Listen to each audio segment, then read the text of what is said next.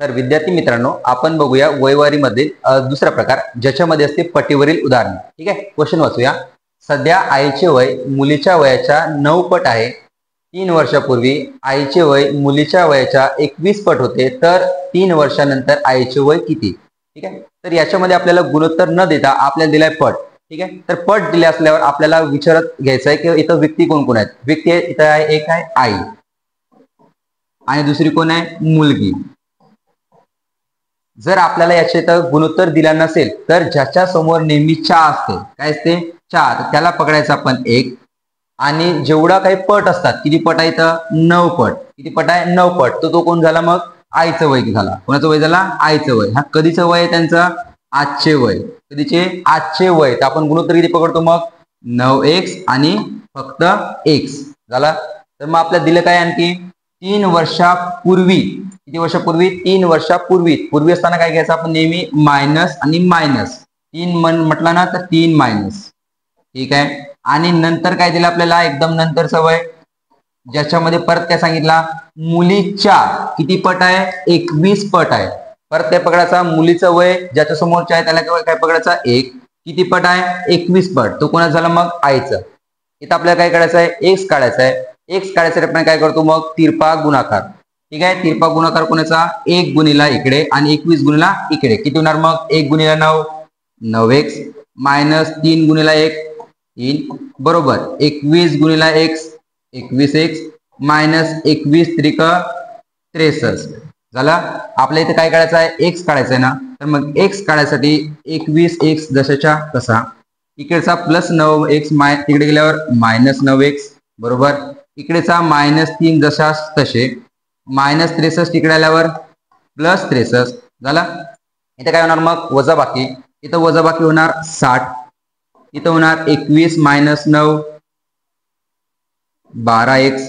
ठीक आहे, x काढायसाठी आपण परत काय करायला लागल, एक सोबत कोणा इथं 12 जो कशामध्ये आहे गुणाकार, तिकडे गेल्यावर मग भागाकार. किती होणार मग 60 भागिला 12.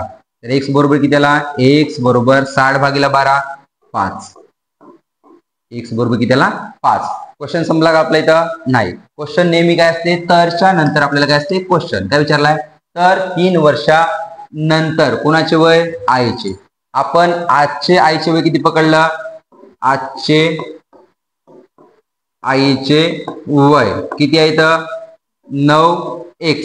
किती आहे 9x. आजचे 3 वर्षानंतर म्हटलं ना, तर नंतर साठी काय करायचं आपण इथं प्लस. किती प्लस, प्लस 3 झाला. हा झालं आजचं नंतरचे आईचे वय. x किती काढला मग आपण इथं 5. किती होणार मग 9 गुणिला 5 अधिक 3 होणार ना.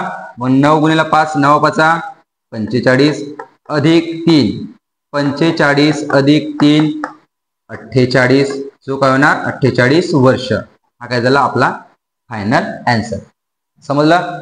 ही झाली आपल्याला बेसिक मेथड, ज्याच्यामध्ये आपण काय पकडतो, एक्स पकडतो.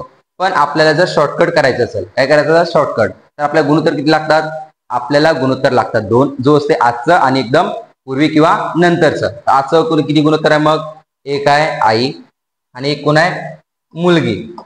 एक आहे आई आणि एक कोण आहे, मुलगी. ज्यांचं सध्याचं म्हणजे आजचं गुणोत्तर किती दिलं आहे, डायरेक्ट सांगितलंय 4. 4 म्हणजे किती पकडायचं, 1. किती पट 9 पट. ठीक आहे, त्याच्यानंतर एकदम कधीच दिलाय आपल्याकडे, इथं एकदम दिलाय पूर्वीचा. दिलाय पूर्वीचा किती आहे तो, परत वापरलाय तिथं 4 शब्द, म्हणून आपण किती पकडायचं इथं 1. आणि किती पट सांगितलं आपल्याला इथं 21 पट, म्हणून किती पकडायचं इथं 21. ठीक आहे, आणि किती वर्षापूर्वी किंवा नंतर सांगितलं आपल्याला इथं 3 वर्षापूर्वी. इथं काय घेणार मग 3 वर्षापूर्वी. तर 3 वर्षापूर्वी. ठीक आहे, तर मग आपल्याला एक्स काढायसाठी परत माहिती तुम्हाला मेथड. एक्स काढायसाठी आपण काय घेतो इथं, एक्स काढायसाठी आपण इथं घेतो वर्ष, जो काय 3 गुणीला काय करायचं, जेव्हा इथं फरक घेऊन बघा. काय घेऊन बघा फरक, किती आहे फरक इथं 9 आणि 21 चा फरक किती आहे 12. आणि 1 आणि 1 चा फरक किती आहे 0. इथं फरक समान आहे का, फरक समान आहे का इथं नाही.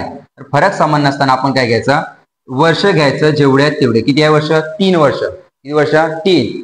गुणीला नेहमी घ्यायचं दुसऱ्या गुणोत्तरातील फरक, दुसऱ्या गुणोत्तरामधील फरक जो काय आहे 21 आणि कितीचा फरक आहे 1 चा. ठीक आहे. त्याच्यानंतर भागीला करायचं त्यांच्या तिरप्या गुणाकारातील फरक. कोणाच्या? आपल्या गुणोत्तराच्या. इथं करायचा तिरप्या गुणोत्तरातील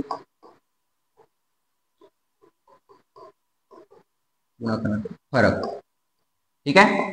बघा किती आहे इथं? वर्ष किती दिलाय? 3 गुणिला दोघांचा फरक किती आहे? दुसऱ्या गुणोत्तरामधील फरक 21 आणि 1 चा फरक कितीचा आहे? 20. 21 मायनस 1 होतात 20. ठीक आहे. त्याच्यानंतर तिरप्या गुणोत्तरामधील फरक. तिरपा गुणाकार किती येतं? 9 गुणिला 1 9.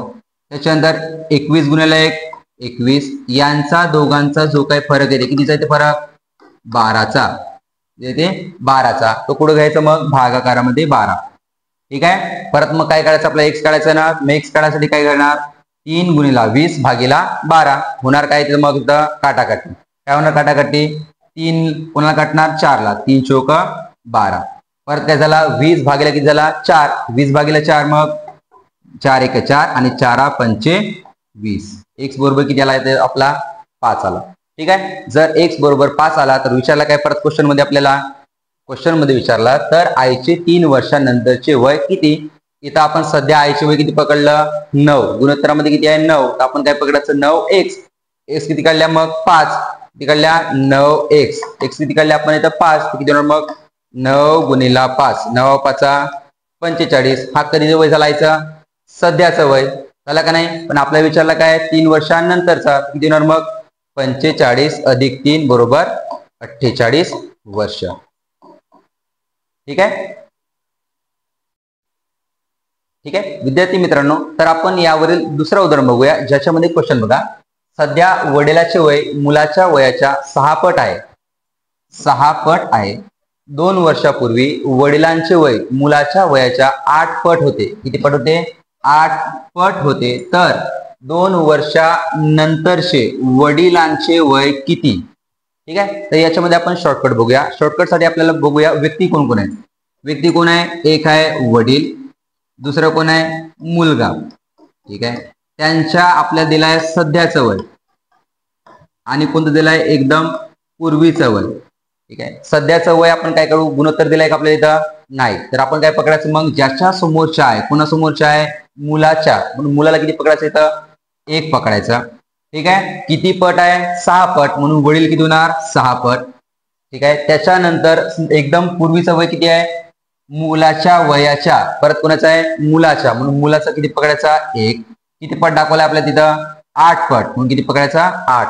झालं. मग आपल्याला इथं काढायचं आहे x. तर x काढायसाठी परत तेच करायला लागेल. आपल्याला इथं दिलं काय आहे? एकदम दिलाय आपल्याला 2 वर्षापूर्वी.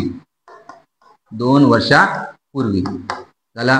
तर मग x काढायसाठी आपण इथं घेतो काय? इथं घेतो वर्ष. किती वर्ष आहे? 2 वर्ष गुणिला.